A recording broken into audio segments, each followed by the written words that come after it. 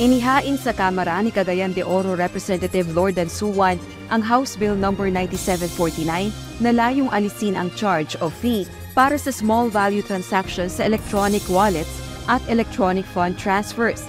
Sa panukala, hindi hihigit sa 1,000 pesos ang itinuturing na small value transactions. Kung magiging isang ganap na batas, dapat na i-waive ng lahat ng e-wallet providers at electronic fund transfer service providers ang fees na kaakibat ng small value transactions. Kabilang na dito ang pagpapadala ng pera sa e-wallet users, pag-deposit at withdraw sa e-wallet account, at paglilipat ng punto sa isang bank account.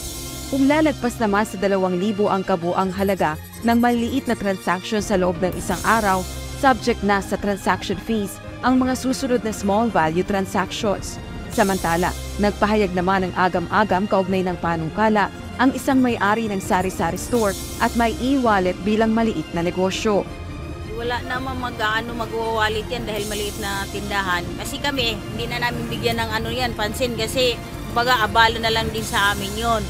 Subalit pabor naman si Aling Belen sa panukala. Ito ay lalo na't regular siyang nagbabayad anya ng transaction fee tuwing magbabayad ng utilities sa pamamagitan ng e-wallet.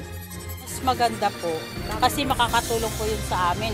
Dagdag din po ng puhunan namin yun. Kasi po pag araw-araw na ganun lagi, malaking kabawasan din po sa puhunan namin.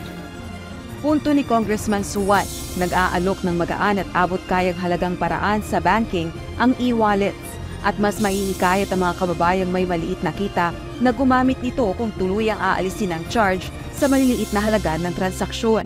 Busod nito, maaari pa anyang umigting ang financial inclusion na magdudulot ng paglago ng ekonomiya ng bansa. Rosa Nicos, UNTV News and Rescue. Diyos ang aming sandigan, serbisyo publiko ang aming pinahahalagahan.